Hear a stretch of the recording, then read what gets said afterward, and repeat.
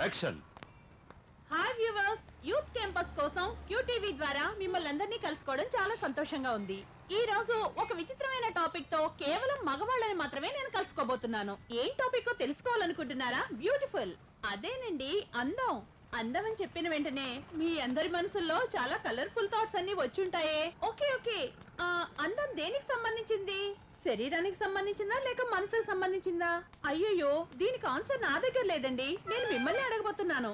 కానీ ఒకటి మాత్రం కన్ఫర్మ్, మీరందరూ ఖచ్చితంగా మీ హై స్కూల్ డేస్ లో మొట్టమొదటిసారి ఒక అందమైన అమ్మాయిని చూసుంటారు. తను చదువుకున్న అమ్మాయా, చదువుకోలేదా, డబ్బున్నదా లేనిదా, ఎర్రగా ఉందా నల్లగా ఉందా అన్న విషయాలతో మీకు సంబంధం లేదు. కానీ ఇప్పటికీ కూడా ఆవిడనే మీ కంటికి మనసుకి అందమైన అమ్మాయిగా భావిస్తారు. కరెక్టా? సరేనండి, చాలా సేపటి నుంచి నేనే లొడలొడమని మాట్లాడడం కంటే మన ప్రేక్షకుల దగ్గర వాళ్ళ జీవితంలో వాళ్ళు చూసిన మొట్టమొదటి అందమైన అమ్మాయి గురించి తెలుసుకుందాం రండి.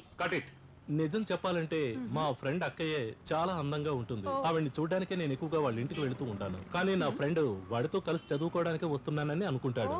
నా ప్రేమ గురించి ఆవిడికి చెప్పలేకపోయినా ఇప్పటికే ఆవిడే నా ఆరాధ్య దేవత. ఆవిడ నాకు 8వ తరగతిలో ఇంగ్లీష్ లెసన్ చెప్పిన ప్రమీల మేడమే. ఆవిడ పోయం చెబుతున్నప్పుడు, బోర్డు వైపు తిరిగి గ్రామర్ రాస్తున్నప్పుడు, అంతెందుకు నా పక్కకు వచ్చి నన్ను తిడుతున్నప్పుడు కూడా ఆవిడేనండి చాలా అందంగా కనిపించేది. యాక్షన్. అందమా? అనుష్క వేందే. అప్పట్లో ఇప్పుడున్న ఛానల్స్ ఏవి లేవండి, ఓన్లీ దూరదర్శన్ మాత్రమే.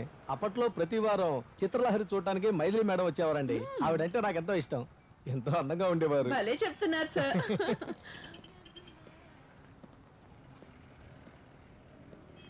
సార్ ఒక్క నిమిషం, జీవితంలో మీరు చూసిన మొట్టమొదటి అందమైన అమ్మాయి గురించి మాకు చెప్తారా?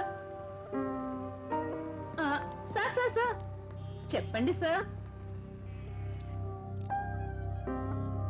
No comments. జీవితంలో మీరు చూసిన మొట్టమొదటి అందమైన అమ్మాయి గురించి మాకు కాస్త చెప్పండి సార్. సార్ చెప్పండి సార్. No comments.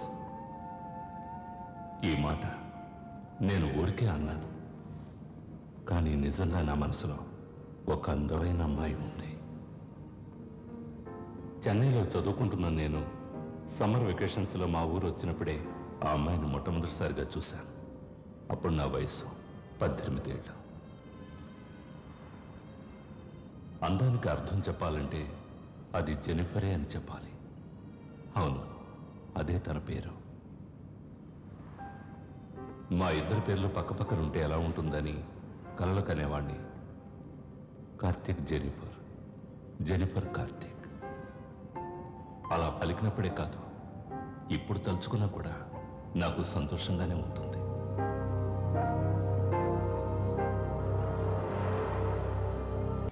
కామన్గా ఎక్కడైనా వర్షం పడితే మేఘాల నుండి చినుకులు పడతాయి. కానీ ఒకచోట మాత్రం చినుకులకు బదులు వజ్రాలు జాలువారుతాయి. చినుకులన్నీ కలిపి చిన్న నీటి కుంటలు ఏర్పరుస్తాయి. అదే వజ్రాలు పడితే మనుషుల పరిస్థితులన్నీ మార్చేస్తాయి. వర్షంతో పాటు వజ్రాలు పడే